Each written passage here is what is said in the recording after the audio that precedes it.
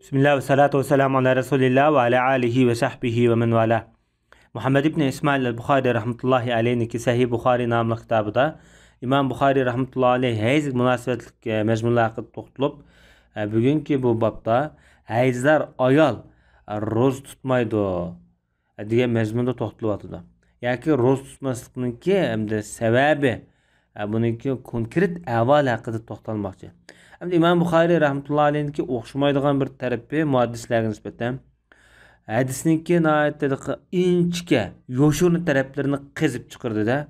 Bu qizib chiqqan bu masalalarni babda shu hadisninki oldida masalan babda keltirgan vaqtida bu yoshurun qizgan mazmunni qo'yib qo'ydi. Demak, hadisninki inchik nuqtalarini güzel bir hikmetli şekilde bu adam oturup koygan.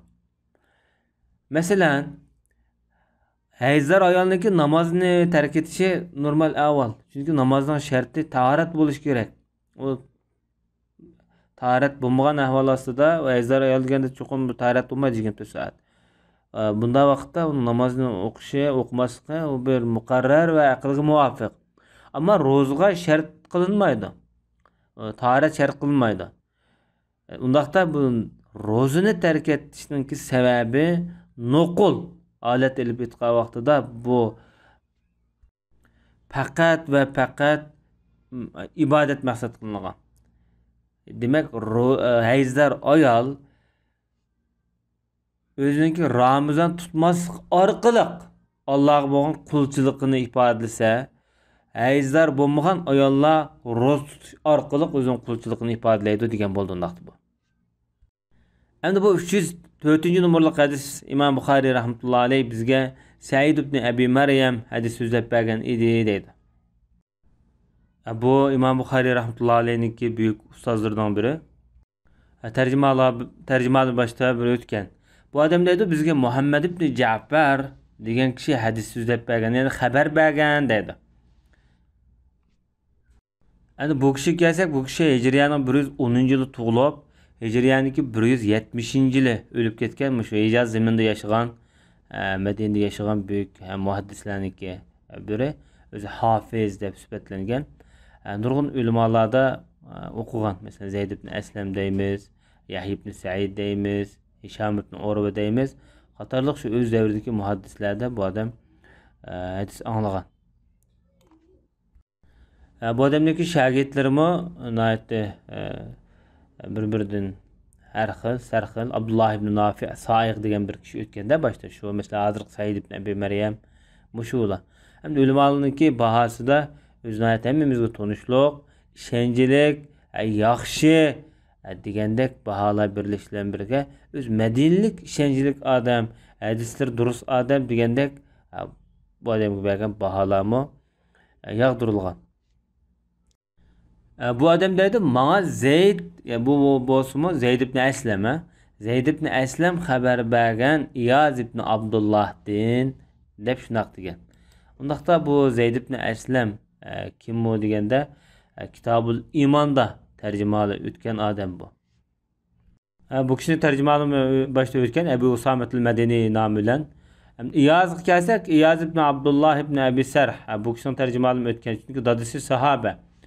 Bu zat hem de bu hadisini rivayet kılan kişi bu yerde hem de İyaz ibn Abdullah Abi Said el-Hudri degan kişi rivayet kıldı. Abi Said el-Hudri Peygamber sallallahu aleyhi ve sellem'ninki büyük sahabelerden dadısım sahabe, özüm sahabe.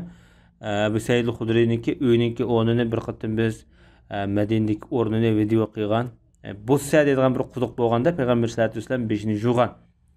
Şu quduq hozirgi Madinadagi Jazira deydigan bir bino var. Şu binanın oldida bir elbek sotadigan do'kon bor cho'ng. Şu elbekning yiniga bir fontan shaklida bir joy qo'yib qo'ygan. Mana mushu Abu Said al-Hudri'ninki uyi. Demak bu Ansarilarniki eng mo'tabar kishilarniki bir sanaladi. Bu odam deydimda Payg'ambar sallallohu alayhi vasallam ro'za hayit yoki qurbon hayitga munosabati bilan namazxonga chiqqan, namoz o'qiydigan maydonga chiqqan dedi. Bu odam ya ro'za hayitmi, qurbon hayitmi buni toza shak qilib qolgan bilmagan, ammo ishga hayit namozininki birsi. Chunki Payg'ambar sallallohu alayhi vasallamning odatida hayit namozida masjidda o'qimaydi. Aytamizni bular dalada, keng yerda o'qiydi. Bu joy hozir Madinada shu Ömer ibn Abdulazizninki zamonasidan tortib shu engi ilinib, buna belgi qo'yilib, o'rni masjid sifatida saqlanib kelgan. Hozir payg'ambar masjidininki g'arbiy janubiy tarafiga joylashgan. Hozir biz misol shundoq Bobur Salom tarafdan chiqqandan keyin bir kona Osmonli nusxasida sanalgan bir masjid bor Madinada. Abu Bakr Siddiq masjidi deydigan. Şu masjid mana Payg'ambar sallallohu alayhi vasallam davomli qiyit namozni o'qiydigan o'rinning o'zi. Buning atrofi hozirna chiroyli o'ttirdigan maydon qilib qo'yib qo'yildi. Buni go'zal qilinib, mana mushu Payg'ambar sallallohu alayhi vasallam mayit namoz o'qiydigan joyining o'zi shu yerda. Shu jarayonda hamda Payg'ambar alayhisolatu vasallam ayollarning qishidan o'tib qoldi. Payg'ambar sallallohu alayhi vasallamning zamonasida erlarmi, ayollarmi mayit namoziga qatnashadi shu jarayonda.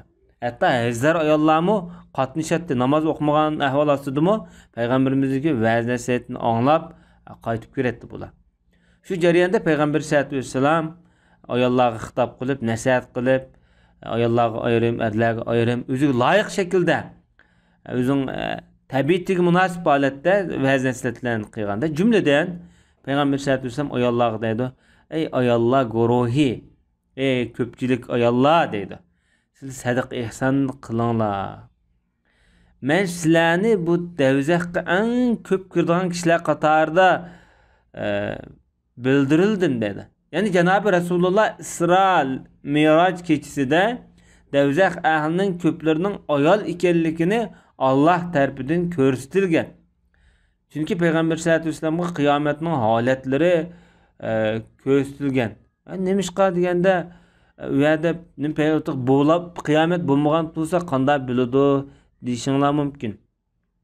U yerda vaqt deydigan hukm yo'q. Bizni faqat qiyomatning avolatlarini to'sab turayotgan narsa bu yerda vaqt. Mush vaqtdan iborat mush kenglik bo'shliq bizni to'sib turyotdi. Amaliyotda mush vaqt bo'lmagan ahvolda biz 100 yil, 1000 yildan keyingi bo'lgan ahvollarni biz ko'ra olamiz. Demak, bizni to'sab turayotgan narsa mush vaqt. Allah Taala şu vaqtni elitib keyingi ummatlarning beshida bo'layotgan ahvollarni ko'rsatgan. Mana bizning keyingi avlodlarning qandoq bo'lganligi, jannatimi, davzaximi, qandoq dunyo hayot qandoq bo'ladi, hammasi Allohning oldida aynakdek ochiq, ekrandek ochiq Allohga nisbatan. Yani mana mushta holatni ko'rsatgan degan bo'ldi. Shu jarayonda ular deyishdi deydi. Bazı rivoyatlarda bir aqlliq, nayati dadil bir ayol shunaq degan deydi. Nemishqa ya Rasululloh, nem sebepten biz bunda bo'g'dekmiz dedi. Qarangmi ayolning jasoratiga. Payg'ambar sallallohu alayhi vasallam buningki sabablarini bayon qilib o'tib, Rasululloh mundaq dedi. Sizlar la'natni ko'p qildi ekansizlar dedi. La'nat degan nafrat, qog'ishni ko'p qildi ekansizlar. O tillash, nafratlanish, Xudoning rahmatidan yaroqlashtiradigan duolarni ko'p qilish. Chunki ayollarningki tili sal ushliqroq bo'ladi, uzunroq bo'ladi. Tabiiy mijozi. Shunashqa bu avvalda Rasululloh bu yerda yo'rtib o'tgan. Birse bunda erlaringlarga kafir bo'ldi ekansizlar dedi. Bu yerda kafir e'tiqodiy kufrlik emas. Yani erlarning qilgan tuhflarini nazardan saqit qiladigan, ularning ortiqchiligini e'tirof qilmaydigan, ular rahmat etmaydigan, minnatdorlik tuyg'usi kam bo'lgan holatlar nuqtasidan yani erlaringlarga kafir bo'ldi ekansizlar dedi. Yani ularning tuhfasini e'tirof qilmaysizlar, hurmatlaysizlar, minnatdor bo'lmaysizlar demoqchi. Shuningdek Janob Rasululloh boshqa bir hadisda ayollarga bir ömür yaxshilik qilsang deydi. Hayotimda men sendan yaxshilik ko'rmagan deydi desal qapulab qolsa. Mana bu mijozdagi avval bu. Bu ayollardagi shu minnatdorlik tuyg'usini tilida to'liq ifodalamaydigan yoki davomli erni inkoriy shaklda e'tirof qilmaydigan tarafi bir tabiiy mijoz bo'lsa kerak. Bu yerda Şunlaşqa Peygamber sallallahu aleyhi ve sellem ayollarga bu yerda umum xitob qilyapti. Ko'p la'nat qildi ekansizlar, erleringlarga to'la kafir bo'ldi ekensizlar deb. Ya'ni ularga minnatdor bo'lmaydi ekensizlar deb. Janob Rasululloh yana shundoq deydi, aqli naqis, dini naqis ishlar ichida deydi ayollarning ichida. Eng keskin, irodalik, aqlliq odamning aqlini yo'q qildigan odamni ko'mdi. Bunda demakchi bo'lgani ayollarningki aqli, dini naqis. Bu ularning aybi emas. Alloh taolo bularni shundoq mukammallashtirish asosida ashta mijozini, tabiatini ashta yaratgan. Demak, ayollarning aqlining naqis bo'lishi ularning aybi emas, ama Allohning shu insonni mukammal yaratishdagi bir usul bu. Ya shunda bo'lsa-mu deydi. Bu ayol kishi aqlning shunda naqsligiga, dinning naqsligiga qaramay, eng aqlli odamni ozdirib ketalaydi deydi. Yoki ayol kishi o'ziniki mijoz xulqi yoki qilmishlari bilan masalan uni o'zi bo'ysundirib ketalaydi deydi. Bir ishni qilmoqchi bo'lsa, shu erlardan g'olib kelib, erlarni shu ishni qildira oladi deydi. Shuningdek bu ayollarmi, sahobalarmi bo'sh emas, aqlli, zirak. Ayoldan birisi debdi-da, "Ya Rasululloh, bizning dinimizning, aqlimizning naqsligining sababi nima ekan? Alomati nima ekan?" debdi-da. Degandan keyin Janob Rasululloh javoban mundoq debdi. Erning guvohligiga nisbatan ikki ayolning guvohligi masalan bir erning guvohligidan, undaqda bir erning yerim guvohligiga barobar degan bo'ldi. Undaqda shundam emasmi debdi-da Janob Rasululloh. Ayollar, "Ari shundaq ya Rasululloh" deb shundaq javob berdi. Payg'ambarimiz buning xitoban mundoq debdi-da, "Mana bu aqlning naqsligidir. Ayz ko'rib qolsa namoz o'qiolmaydi, ro'za tutolmaydi, shunaqa emasmi?" degandan keyin ayollar, "Ari shundaq ya Rasululloh" debdi. Payg'ambarimiz javoban buningga, "Mana mushu bularning dinining naqsligining alomati" deb shundaq javob bergan. Biz bu hadisga bizga muhim bo'lgan nuqta hamda mishada ayzlar ayol ham namoz o'qiolmaydi, bobtiga o'xshash, masalan, ro'za tutolmaydi degan mazmun bu yerda aniq chiqdi. Ammo boshqa biz bu hadisdan o'rgangan nurg'un taraflar bor. Masalan, o'quvchilarniki o'ziki bilarman ustozlarningki huzurida berib o'rganishi, savol so'rashi, bilmagan masalalarni texim aniq bayon qilinish uchun uni ilmiy shaklda savol so'rg'anligi chiqib turyapti ayollarniki.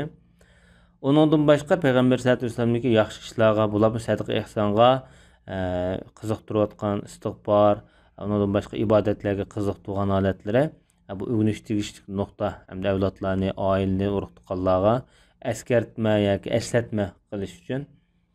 Onundan boshqa hamda ayol kishiniki mijoz xulqi, tabiatini bu yerda Payg'ambar sollallohu alayhi vasallam bayon qilib beryapti.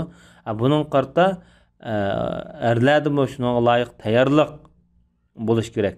Qanday muomala qilish, ularning mijozi qarta qanday yo'l tutish, bu yerda eskartish tegishli muhim bir nuqta.